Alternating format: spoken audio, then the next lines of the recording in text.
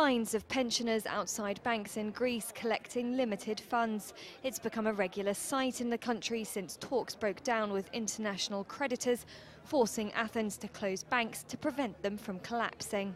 And in stark contrast to Germany, where new data shows real wages climbed in the first quarter at the fastest rate on record.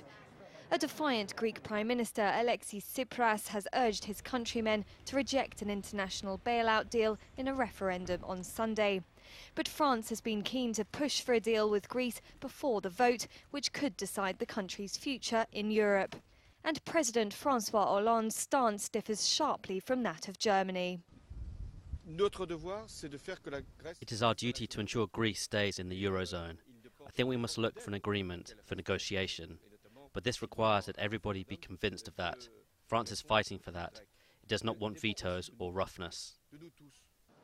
German Chancellor Angela Merkel has said that although the door for talks remains open, this cannot happen before the referendum. Despite falling on opposite sides of the austerity versus growth debate, Paris and Berlin have together insisted that Athens must engage in reform to unblock aid. But while Berlin has toughened its public stance, Paris has stepped up warnings on the risks that failure to strike a deal could have on the Eurozone as a whole.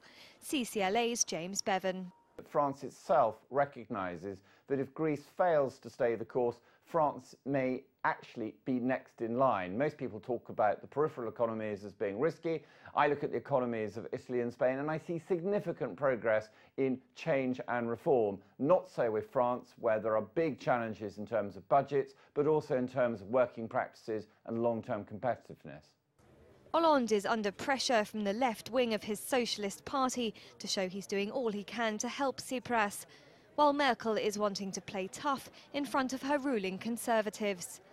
Germany has yet again proved its position as the powerhouse of Europe. Consumer spending is likely to propel growth in Europe's largest economy this year.